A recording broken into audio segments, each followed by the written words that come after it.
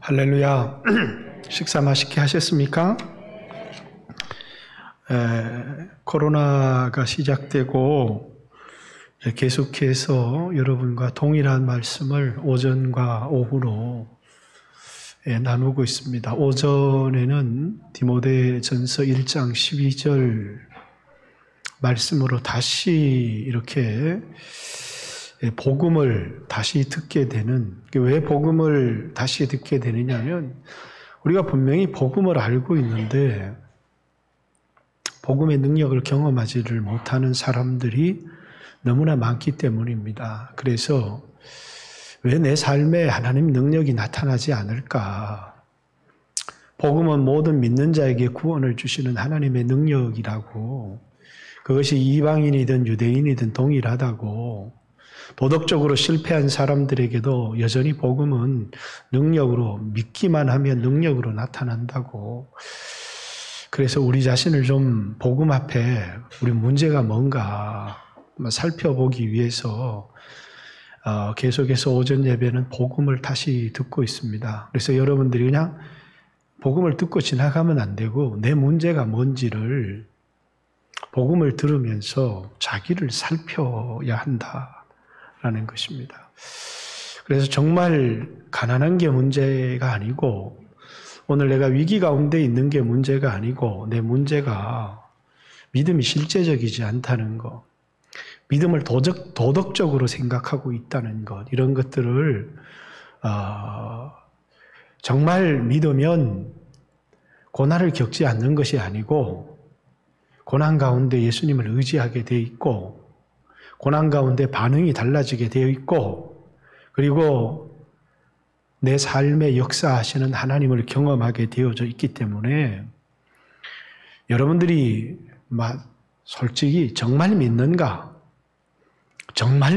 이것을 여러분 자신을 좀 살피는 기회가 되었으면 좋겠고 또 오후 예배는 믿는 사람들의 삶이 무너지는 중요한 이유가 예수 믿고도 그 복음을 자기 육신을 위한 기회로 오용하고 있다는 겁니다.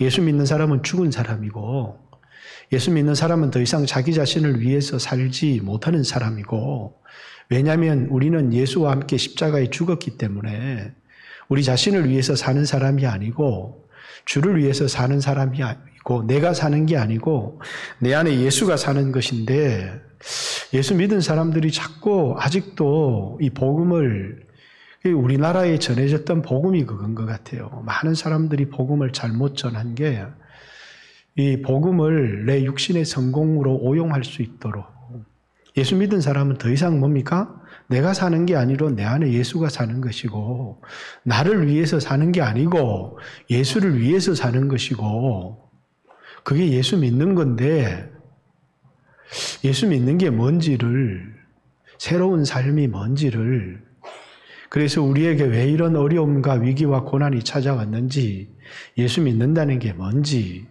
우리 삶에 고쳐야 될 게 뭔지를 깊이 한번 돌아보기 위해서 고린도후서 5장 14절 15절 위기를 극복하는 말씀으로, 여러분들이 이 말씀을 깨닫고 직장을 잃기도 하고 건강에 어려움을 당하기도 하지만 이 말씀 붙들고 말씀대로 살면 역사는 일어나게 돼 있습니다. 말씀대로 살면 역사는 일어난다.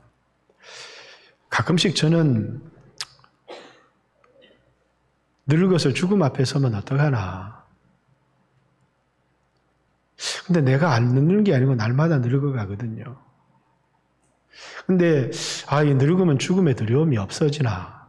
근데 가끔씩 보니까 잊어버리시는 분들도 있더라고요. 그럼 잊어버리는 게 중요한 게 아니라 정말 죽음 앞에 설 수 있어야 되는데, 여러분 어떻습니까? 준비되셨습니까? 만약에 우리에게 은혜로운 미래에 대한, 영원에 대한 약속이 우리에게 없다면 우리에게 가장 큰 문제는 나이가 들어간다는 겁니다. 그죠? 만약에 여러분들에게 죽음 이후에 있을 하나님이 영원한 미래에 대한, 은혜로운 미래에 대한 약속이 없다. 그럼 여러분, 죽어간다는 것, 늙어간다는 것, 늙어간다는 말이 죽어간다는 말이거든요. 그것보다 우리에게 두려운 게 어디 있습니까? 근데 만약에 이 땅의 삶이 영원한 미래, 하나님이 우리에게 약속하신 은혜로운 미래에 예비하는 삶이라면 내가 내 노후에 죽음을 피할 수 없지만 하나님이 나에게 맡기신 사명을 붙들고 마치 풍성한 열매를 가지고 주님 앞에 선 사람처럼 설 수 있다면 그것보다 더 영광스럽고 은혜로운 노후가 우리에게 어디 있겠습니까? 여러분은 그런 노후를, 노후에 돈이 없고 비참하면 어떡하나. 그래서 노후를 위한 재정도 준비해야 되지만 여러분 노후에 그냥 재정적으로 넉넉하고 하니까 난 딴 사람보다 낫다 이렇게 노후에 부딪히는 것은 딴 사람하고 비교해서 많은 사람들이 네 자식이 그렇게 잘 됐다면서 그래서 노후에 자식 자랑도 많이 하는데 그냥 자식이 잘 됐다는 것보다 중요한 게 내가 죽음 앞에 서 있다는 거죠. 근데 나에게 영원한 미래에 대한 하나님의 은혜로운 약속이 있고 그 주님의 그리스도의 심판대 앞에 설 준비가 되어 있는가? 이건 우리에게 굉장히 중요한 문제이죠. 노후에 내가 남들보다 좀 편안하게 살고 경제적인 여유도 있어서 병원도 다니고 해외여행도 다니고 이런 노후도 우리에게 중요하지만 그리스도의 심판대 앞에 설 수 있는 준비가 되어져 있는가? 이것은 우리에게 참 던져야 될 중요한 질문이다라는 것입니다. 하나님 인간을 창조하실 때부터 자유의지라고 하는 것을 주셨어요. 자유의지. 이 자유의지가 왜 중요하냐면 선택할 수 있다는 거예요. 선악과를 먹을 수도 있고 안 먹을 수도 있고 그것을 하나님이 내 의지를 조종하시는 게 아니고 나에게 선택권을 주셨다는 거예요. 신명기 28장에 내 앞에 복과 저주와 생명과 사망을 내 앞에 두노니 너는 너와 내 자식이 살기 위해서 복과 생명을 택하라. 이렇게 얘기할 때 하나님께서 우리에게 뭘 주셨다는 거예요? 선택할 수 있는 권한을 주셨다는 거예요. 선택이라고 하는 건 굉장히 중요합니다. 무엇을 선택하느냐에 따라 살 수도 있고 죽을 수도 있으니까 우리 앞에 넓은 길과 좁은 길을 우리 앞에 두시고 지금 넓은 길을 가면 편안하지만 그 길의 끝은 그 넓은 길의 끝은 사망이고 지금 좁은 길은 가는 길이 좁고 협착하지만 그 길의 끝은 생명이기 때문에 오늘 내가 편안한가 오늘 내가 좀 고생을 하는가 이것보다 중요한 것은 끝을 보고 오늘 네가 어느 길을 선택할래? 이렇게 물으시는 거죠. 이걸 종말론적 삶이라고 그러는 겁니다.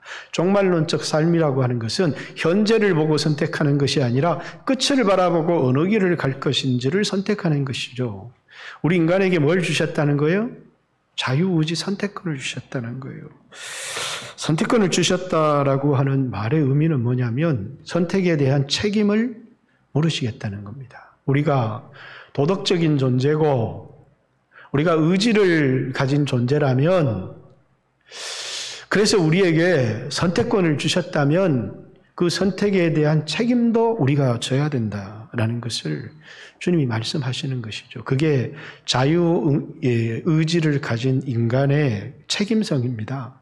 아무것도 책임지지 않아. 예를 들어서 이제 동물은 본능을 따라 살아갑니다. 그래가지고 개가 이웃집 개를 물었다고 그래서 형사처벌을 한다든가 그렇게 하지 않습니다. 인간은 개가 남의 개를 탁 물으면 개도 죽일 수 있지만 그 죄에 대한 책임을 그 개의 주인에게 묻죠. 개를 관리하지 못한 것에 대한 책임을 개에게 물을 수 있는 게 아니고 그건 본능을 따라 살아가는 것이고 그 개를 관리하거나 이렇게 입에 망을 씌우거나 고리를 채우거나 할 수 있도록 그 책임을 그 주인에게 묻지만은 하나님께서 우리 인간에게 자유의지를 주셨다는 것은 우리 행동과 우리의 말과 우리의 선택에 대한 모든 책임을 우리에게 물으시겠다라는 것입니다. 이것이 도덕적인 인간이고 인격적인 인간이고 지정의를 가진 인간이고 선택권을 가진 인간의 책임이다라는 것입니다. 그런데 인간이 그만 자유의지를 가지고 죄를 선택한 겁니다. 그래서 그 결과가 뭐예요? 영원한 사망입니다. 근데 하나님께서 영원한 형벌, 그것을 우리에게 선고하셨지만 십자가는 영원한 형벌에 대한 선고입니다. 우리가 그런 형벌을 선택하셨지만 집행유예의 기간을 둔 겁니다. 우리가 육신이 있는 동안, 아니 예수님이 이 땅에 다시 오기 전에 우리에게는 뭐냐면 그 형을 잠시, 세상에는 뭐 집행유예라는 게 형을 받았지만 그걸 연기를 하는 겁니다. 그래서 2년의 집행유예 3년 이러면 내가 집행유예 3년이 형기 2년보다 더 길기 때문에 집행유예 3년 동안 특별한 죄를 짓지 않으면 그 형은 없어져 버리는 거죠. 그러나 우리는 영원한 형벌을 받았기 때문에 집행유예 기간 동안 내가 어떤 특별한 구제책, 내가 지은 죄에 대한 그런 구제를 받을 방법을 찾지를 못하면 그 형이 영원히 집행이 되는 겁니다. 그런데 하나님께서 이런 집행유예의 기간 동안 우리에게 은혜로운 구제책을 주셨는데 그게 아들 예수를 보내어서, 그래서 자유의지를 가진 인간이 선택으로 말미암아 당해야 될 형벌, 책임을 예수님이 담당하신 것입니다. 그래서 죄는 내가 지었지만 책임은 예수가 진다. 그게 뭐냐면 우리에게 은혜라는 거예요. 형벌을 면제시켜 주시고 하나님의 은혜를 받을 수 있도록, 그러면서 하나님이 세우신 율법을 멸시하지도 않도록, 그냥 하나님이 그냥 없던 걸로 해줄게 이런 게 아니라 율법도 하나님의 법이고 무시할 수 없는 존중받아야 될 하나님의 말씀이기 때문에, 그래서 하나님께서 그 율법을 이루기 위해서, 율법은 무시해서 되는 게 아니라 성취해야 되는 겁니다. 그 율법의 성취를 위해서 예수님이 이 세상에 인간의 몸을 입고 오셨고, 그리고 뭐라고요? 여러분과 제가 담당해야 될 자유의지에 대한 책임, 우리 선택에 대한 책임을 예수님이 지신 것입니다. 그래서 예수님이 형벌을 받으시고 그 예수님의 십자가 때문에 우리가 받아야 될 형벌 면제, 그래서 요한복음 5장 24절의 말씀에 보면 예수 믿는 너희에게는 이제 더 이상 심판을 받지 아니하나니 이제 사망에서 생명으로 옮겼느니라 이렇게 얘기를 하죠. 예수를 믿는 순간 우리에게는 뭐라고요? 내가 지은 죄에 대한 형벌은 없다는 겁니다. 형벌의 면제, 그 형벌의 면제를 그냥 해준 게 아니라 율법도 하나님의 법이고 무시할 수 없는 법이기 때문에 그 율법을 이루기 위해서 예수님이 육체를 입고 오셔서 형벌을 받으심을 통해서, 이사야서나 다른 데서는 우리의 죄를 담당하셨다 이렇게 되어 있습니다. 그래서 율법의 요구가 이루어지게 하셨느니라. 로마서 8장 3절에도 육신이 연약하여 할 수 없는 그것을 하나님은 하시느니 하나님이 그 아들을 죄 있는 육신의 모양으로 보내사 우리 죄를 대신 담당하게 하심을 통해서 율법의 요구, 그래서 더 이상 육신을 따라 살지 않고 영을 따라 살아가는 우리에게 하나님의 율법의 요구가 이루어지게 하셨느니라. 이렇게 그것이 집행유예 기간에 하나님이 우리를 구원하는 영원한 형벌을 받을 수밖에 없는 우리를 구원하기 위한 구제책이었다는 겁니다. 그래서 여러분과 저는 뭘 받았느냐? 하나님의 구제책을 따라서 형벌에서 면제를 받았고, 그리고 이제 이 땅을 살아가면서 하나님의 은혜를 받을 수 있는, 그리고 하나님의 율법도 완성을 했습니다. 근데 예수를 믿고 나서 제가 오늘 여러분에게 말씀을 드리고 싶은 건 그겁니다. 여기까지는 복음입니다.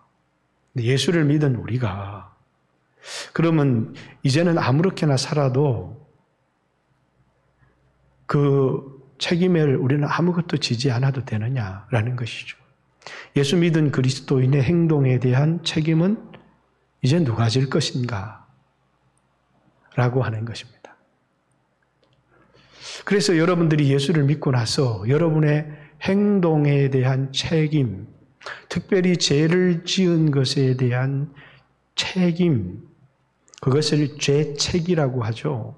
예수님이 담당을 하셨다고 그랬는데 예수를 믿고 나서도 계속 죄를 지으니까 도대체 이 죄에 대한 책임을 내가 져야 되는 것인지, 그것 때문에 내가 고난을 받고 오늘 당하는 것이 내가 심판을 당하는 건지. 근데 예수를 믿은 사람에게 있어서는 더 이상 율법이라고 하는 법, 너희가 율법 아래 있지 아니하고, 이렇게 얘기한 것은 율법은 자비가 없는 법입니다. 예수 믿은 사람은 이제는 율법 아래 있지 않는다라고 하는, 만약에 율법에 우리를 적용시키게 되면 계속해서 우리는 하나님과 친밀할 수가 없어요. 그래서 우리는 더 이상 율법 아래 있지 아니하고 율법이 우리에게 왕노릇하지 못하고 이제는 우리가 은혜 아래 있나니, 이렇게 얘기를 합니다. 그러면 여러분과 제가 종에게 적용되는 천사에게 주어졌던 그런 율법의 적용을 받지 않고 오늘 여러분과 예수 믿고 구원받은 여러분과 저는 율법 아래에 있는 사람이 아니라 은혜 아래에 있는 사람이기 때문에, 은혜 아래에 있다라는 것은 여러분이 여러분 자신을 적용할 때 율법으로, 자비가 없는 법으로 적용을 하는 게 아니라 하나님이 우리에게 적용하는 법은 부모가 자식을 대하듯이 은혜로운 법을 우리에게 적용한다는 거예요. 그러면 은혜로운 법을 적용하니까 죄를 마음껏 지어도 그렇게 살아도 되겠네라고 하는 질문에 대해서 로마서 6장부터 로마서 8장까지는 예수 믿는 우리가 아무렇게나 살아도 되느냐라고 하는, 예수 믿는 우리가 어떻게 살아야 될 것인가, 예수 믿는 사람의 삶을 얘기를 하려고 하는데 로마서 6장에는 간단한 대답을 합니다. 침례가 뭐냐? 예수와 함께 죽고 예수와 함께 장사되고 예수와 함께 살아나고, 그래서 침례받은 사람은 이제 옛사람으로 살지 않고 새 생명 가운데 산다. 예수 믿은 사람은 자기를 죽은 자로 여기라, 이렇게 얘기를 합니다. 죽은 자로 여기고 우리의 몸은 하나님의 의의 명기로 드려라, 이렇게 얘기를 하는 거죠. 이 말은 바울이 갈라디아서 2장 20절에 얘기했던 것처럼 뭐라고요? 나는 죽었고 내 안에 예수가 산다는 겁니다. 그래서 예수 믿은 사람들은 뭐냐면 내가 죽었고 내 안에 예수가 사는 사람이 예수 믿은 사람의 삶이다. 그럼 그렇게 살면 삶의 결과가 어떻게 되어지느냐? 죄를 지은 것은 은혜로운 법이 적용이 되어서 모든 죄는 면책받는다. 왜냐하면 예수님이 담당했기 때문에. 그러나 내 안에 예수가 산 삶에 대한 뭐가 있다는 거예요? 상이 있다는 겁니다. 예수를 믿는다는 건 먼저는요, 토대가 바뀌는 거죠. 그래서 반석 위에 집을 짓는 겁니다. 고린도전서 3장 10절에 보면 내가 터를 닦아두매 이 터 위에 집을 짓되, 어떤 사람은 금과 보석으로 집을 짓고 어떤 사람은 나무와 풀과 짚으로 집을 짓는다. 근데 어떤 예수 믿은 사람들은 나중에 하나님 나라에 가서 상을 받는데 지푸라기 상을 받을 사람이 있다는 거예요. 구원을 얻되 헐거벗은, 그래서 구원을 얻되 이렇게 얘기를 하는데 형벌을 받는다는 얘기는 나오지를 않아요. 우리에게 그리스도인들에게는 그리스도인 앞에는 형벌이라고 하는 심판대는 존재하지 않아요. 왜? 이미 예수님이 담당하셨기 때문에 형벌이라고 하는 심판은 그리스도인 뒤에 있는 겁니다. 우리 앞에 그건 없어요. 그건 두려워할 필요가 없어요. 근데 이제는 우리에게 적용되는 법이 은혜로운 법이고, 이제 내가 죽고 내 안에 예수가 산 삶. 그래서 바울은 내가 그리스도와 함께 십자가에 못 박혔다. 그러면 내가 예수와 함께 죽었다는 거예요. 이제는 내가 사는 것이 아니고 내 안에 예수가 산다. 그 말은 내가 예수를 위해서 산다는 거예요. 내가 이제 육체 가운데 사는 것은 나를 사랑하사 나를 위해 자기 자신을 버리신 하나님의 아들을 믿는 믿음 안에서 산다는 것은 이젠 예수 믿고 살아가는 내 삶은 이제 나를 위해서 살아가는 삶은 없다는 겁니다. 예수 위해서 산다는 거예요.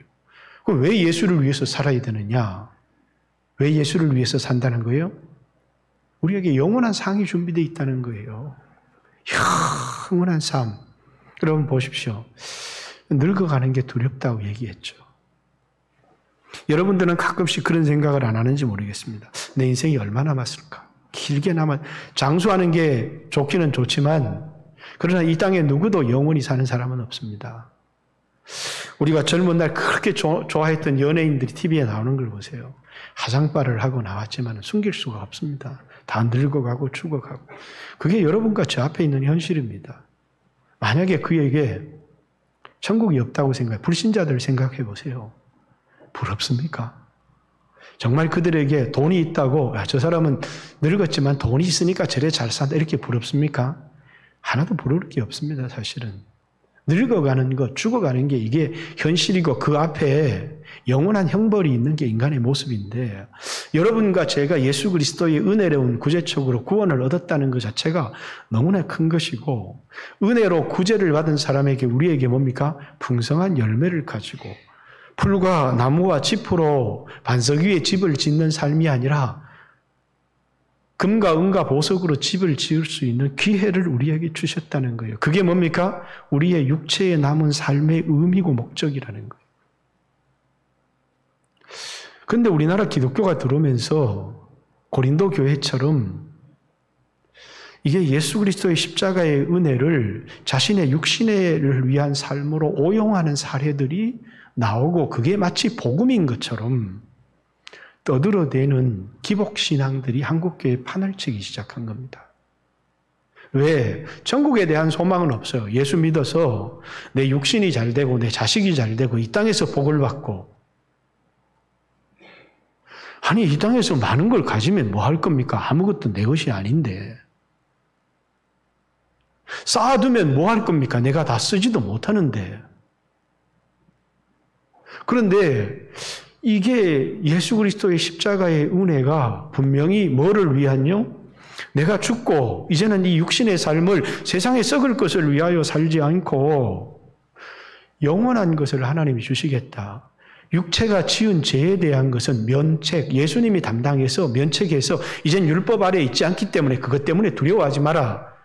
너희들이 육체로 지은 죄에 대해서는 예수님이 다 담당했기 때문에 두려워하지 마라. 안 믿으니까 두려운 겁니다. 두려워하지 말라고요. 우리는 종이 아니요 자녀고 자녀는 율법 아래에 있지 않고 은혜 아래에 있나니 우리는 그 법에 적용을 받지 않아요. 그러니까 더 이상 죄의 책임에 대하여 우리는 두려워할 것이 없어요. 그런데 하나님이 그런 우리에게 놀라운 기회를 주신 겁니다. 그게 뭐냐면 형벌받지 않는 이런 삶이 아니고 영원한 하늘의 상을 바라보는. 근데 우리는 천국에 대한 소망이 없어요. 그러다 보니까 자꾸 이 복음을 뭐로 이용하느냐면 육신의 성공을 위해서 오용하는 겁니다. 그러다 보니까 하나님께서 뭐라고요? 마치 예수를 믿었지만 길을 잃은 양과 같아요. 인생의 목적을 잃어버리고 살아가는 거거든요. 그래서 여기 바울이 고린도 교회를 향해서 이런 교회를 향해서 예수 믿은 사람이 어떻게 살아야 되는 줄 아느냐? 한 사람이 모든 사람을 대신하여 죽었은즉 모든 사람이 죽은 거다. 너 죽은 거야. 더 이상 너 자신을 위해서 사는 게 아니야. 너 자신을 죽은 자로 여기고 네 자신을 위해서 살지 마라. 이렇게 얘기를 하는 거예요. 그럼 육체는 살아있잖아요. 근데 육체는 살아있는데요. 그러니까 그 육체를 위해서 살라고 준 게 아니고 그래서 이 육체로 음란하지 말라. 값주고 산 것이 되었으니 몸으로 하나님 영광을 돌려라. 이렇게 얘기를 하고 고린도전서 12장 1절 2절에도 하나님 앞에 어떤 예배를 드리라고요? 신령한 예배. 그 신령한 예배가 뭐냐면 너희 몸을 하나님이 기뻐하시는 거룩한 산 제물로. 산 제물이라고 하는 게 뭐냐면 살아있지만 하나님께 바쳐진 제물이라는 거예요. 그죠? 교회 장로님들도 있고 목사도 있습니다. 이 장로님들이 안수를 딱 받는 순간 제가 얘기하잖아요. 안수가 뭐예요?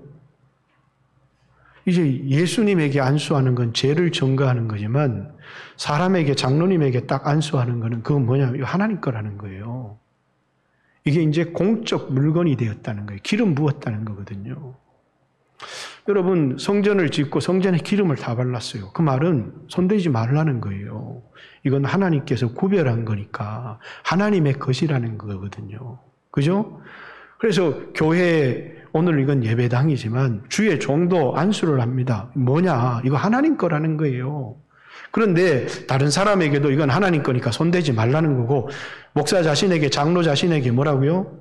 이제 네 자신을 위해 살라는 게 아니야. 너는 하나님 거야. 이렇게 얘기하는 겁니다. 그게 뭐라고요? 안수의 의미예요.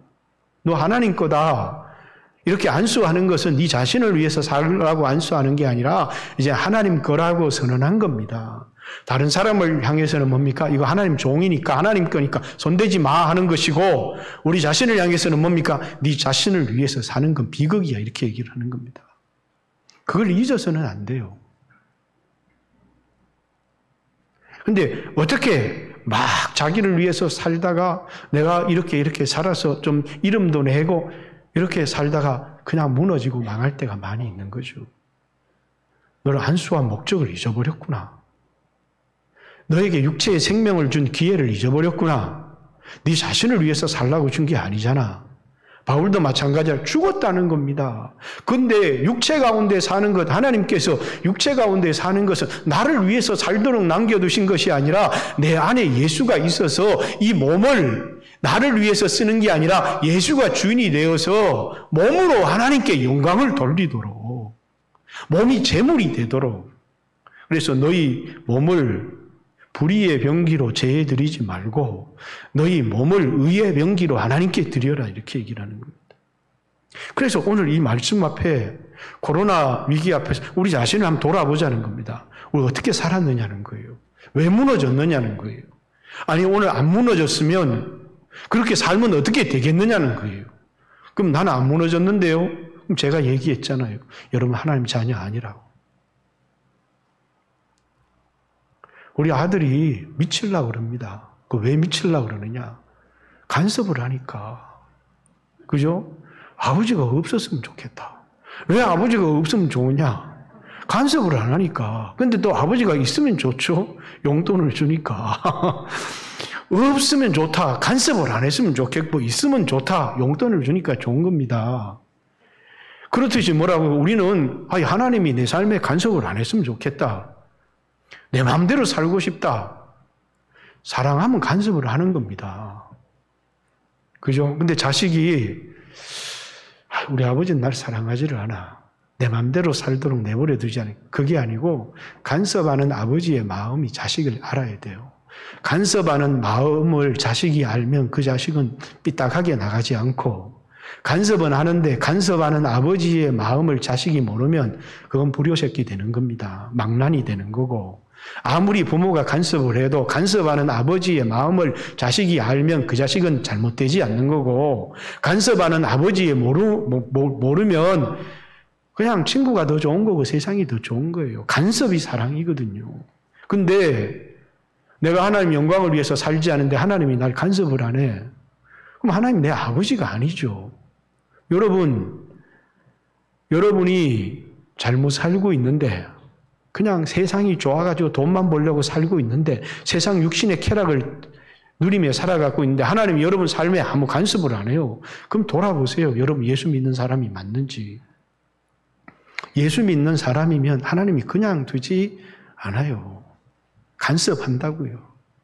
조금만 잘못해도 간섭을 해요. 새신자 때는요, 좀 봐주기도 하고 그럴 수도 있지. 왜? 어린아이니까. 근데 목사가 되고 장로가 되고 이렇게 되잖아요. 그러면 작은 일에도 하나님이 가만두지를 않아요. 왜? 이제는 성숙했는데 그따위로 사느냐, 이렇게 하는 겁니다. 하나님께서 그것 때문에 우리 지옥 가도록 하지를 않아요. 근데 뭐라고요? 자꾸 깨닫게 하시려고 하는 거. 얘야, 바로 살아라. 너한테 육신의 삶의 기회를 준 것은 너 육신 편안하게 살도록 기회를 준 게 아니야. 그거 다 허무한 거야. 다 먼지 같은 거야. 다 쓰러지는 거야. 철야 예배도 수없는 왕들이 자기를 위해서 성을 쌓았지만 하나님이 그 성을 다 무너뜨리고 다 먼지처럼 만들어버렸다고. 의미가 없는 거라고. 정말 의미 있는 삶은 뭐라고요? 말씀을 붙들고 말씀에 순종하고 내 자신이 말씀에 순종한다는 게 내 몸이 제물이 되어지는 거예요. 말씀에 순종하려고 하니까 육체의 욕심도 꺾어야 되고 내 몸을 쳐서 복종시켜야 되고 이러잖아요. 근데 그게 안 되잖아요. 왜? 내가 안 죽으면. 내가 안 죽으면 이 몸은 내 겁니다. 내가 죽으면 이 몸은 예수님께 되는 거예요. 그래서 마음으로는 늘 이렇게 이제 내가 살아도 주를 위해서 살고 죽어도 주를 위해서 죽겠습니다. 주의 영광 위해서 살겠습니다. 삶은 하나도 안 돼요. 말은 되는데 삶은 안 된다고. 왜 안 됩니까? 말을 들어야지. 마음은 굴뚝 같은데 그럴 힘이 없어요. 왜? 내가 내 몸을 쳐서 이렇게 되는 게 아니라 내가 죽어야 예수가 사는 거기 때문이에요. 그래서 자기를 죄에 대해서는 세상에 대해서는 죽은 자로 여기고 의에 대해서 하나님께 대해서는 산 자로 여길지어다 이렇게 얘기를 한 겁니다. 코로나 속에서 아무도 직장 잃지 않기를 원합니다. 사업 망하지 않기를 원합니다. 위기 당하지 않기고 실패하지 않기를 원합니다. 그러나 오늘 내가 당한 어려움을 문제라고 생각하지 마세요. 이게 하나님이 나한테 기회를 주시는 거구나. 내 자신을 위해서 살 수 있는 게 하나님을 위해서 살 수 있는 기회를 주셨습니다. 그러면 목사님 살아야 주를 위해서 살죠. 그 사람은 생길 주를 위해서 못 살아요. 죽은 사람이 무슨 문제가 있습니까? 그냥 나는 죽었다 이렇게 생각하세요. 그냥 나는 죽었다. 아니, 죽은 사람한테 누가 와서 빛내놔라 그럽니까? 자기를 죽은 자로 여겨야 주를 위해서 살 수 있어요. 내가 주를 위해서 살면 그럼 내 육신의 문제는 누가 해결해 줄 겁니까? 보세요. 그렇게 살아보세요. 누가 해결해 주시는가. 그렇게 살아보지 않고 평생에 매이는 겁니다. 왜? 내가 살아있으니까 내 문제를 붙들고 하나님 해결해 주세요. 하나님 해결해 주세요. 그러니까 하나님이 뭐라고? 죽어라. 죽으려고 각오하고 그냥 죽어라 이렇게 얘기하는 거예요. 그거 그냥 주를 위해 살아. 그럼 죽으면 어떡합니까? 뭐 벌써 죽었는데 죽으면 어떡하라니. 그럼 거기서 끝내는 거지. 하루를 살아도 주를 위해서 살다가 가면 영광스러운 거고. 아니 자기를 위해서 평생을 영화롭게 산들 그게 무슨 의미가 있냐는 거예요. 왜? 영원한 삶이 있는 우리에게. 그러면 여러분들이 살고 문제가 해결이 되고 이렇게 되면 정말 행복한 거냐? 현실을 보세요. 늙어가잖아요. 죽음이 눈앞에 와 있고. 그리고 뭡니까? 예수를 믿어서 형벌을 면한 사람 그나마 다행이고 또 형벌을 면했을 뿐만 아니라 하나님 앞에 금과 은과 보석으로 집을 짓는 게 아니라 나무와 풀과 짚으로 집을 짓는 게 아니라 금과 은과 보석으로 성령으로 살아서 믿음으로 살아서 은혜로 살아서 지금 풍성한 열매를 가지고 주님 앞에 선 사람, 그 사람이 노후가 비참합니까? 얼마나 영광스럽습니까? 마치 그 사람은요 추수를 앞둔 과일과 같고, 여러분 추수를 앞둔 옥수수가 열매를 풍성히 맺힌 옥수수와 같이 그냥 새싹이 나는 게 보기가 좋지만 인생의 노후 죽음을 앞둔 그 삶이 풍성한 열매를 머금은 나무 같다면 그게 얼마나 아름답습니까? 우리가 어떻게 살아야 되겠습니까? 평생을 자기 자신을 위해서 살다가 죽음의 위기 앞에 턱 서게 되면 그다가 구원의 확신까지 없으니까 죽음에 대한 두려움, 형벌에 대한 두려움, 하나님 앞에 서려고 하니까 아무런 열매 없는 그런 삶을 가지고 우리가 정말 주님 앞에 서겠습니까? 오늘 우리의 본질적인 문제는 돈이 없다는 게 아니고 죽어가고 있다는 겁니다. 여러분과 저도 그렇습니다. 저는 항상 계산해 봅니다. 얼마 남았나? 얼마 남았나? 그런데 항상 고민이 됩니다. 이 몸을 쳐서 복종시키고 순종하고 정말 내 인생의 전성기도 한번 보고 풍성한 열매를 가지고 하나님 앞에 서고 싶은데 그렇게 안 되는 내 자신이 늘 고민이 되고, 그리고 뭐냐면 그렇게 하려고 몸부림쳐도 안 되니까 날마다 죽고 예수가 예수가 내 안에 이 몸을 의의 병기로 하나님께 드립니다. 그래서 여러분 해결책은 간단한 겁니다. 예수 믿은 사람이 여러분이 예수를 믿는다면 어떤 문제를 만나든지 답은 딱 하나입니다. 뭐라고요? 나를 위해서 사는 삶을 버리고 예수를 위해서 사는 삶. 내가 그리스도와 함께 십자가에 죽었다는 사실을. 근데 아이고 예수고 뭐고 일단은 내가 세상에서 살고 봐야지. 살고자 하는 사람은 죽는다니까요. 죽은 겁니다, 우리는. 그러니까 항상 예수님의 십자가는 나를 위해서. 근데 내 십자가는 항상 없는 겁니다. 여러분 십자가 없이 영광이 있습니까? 십자가 없이 정말 주님 앞에 설 수 있습니까? 예수님이 십자가 가지고 서면 형벌은 면하지만 내가 진 십자가 없이 어떻게 그리스도의 심판대 앞에서 상을 받을 수가 있겠습니까? 그럴 수는 없는 것이거든요. 여전히 이제 하나님이 우리에게 어떤 책임을 물으시느냐 하면 내 자신이 완전히 그리스도와 함께 십자가에 죽기를 원하시는 겁니다. 내 몸이 의의 병기가 되기를 원하신다라는 겁니다. 이게 답입니다. 여러분이 그렇게 살았어요. 여러분의 인생에 하나님이 개입하셔서 놀라운 기적이 일어날 수 있고 100% 그런 기적이 일어납니다. 이렇게 얘기하면 얼마나 좋겠습니까? 그래서 성경에 100%를 찾아보니까 없어요. 어떤 사람이 그렇게 살다가 하루를 살다가 죽었는데 하나님을 찬송하며 죽어. 그건 하루가 가치가 있는 겁니다. 망할 수 있어요. 솔직히 얘기합니다. 그러나 헛된 삶이 아닙니다. 그러나 더 많은 사람들이 하나님 기회를 주시죠.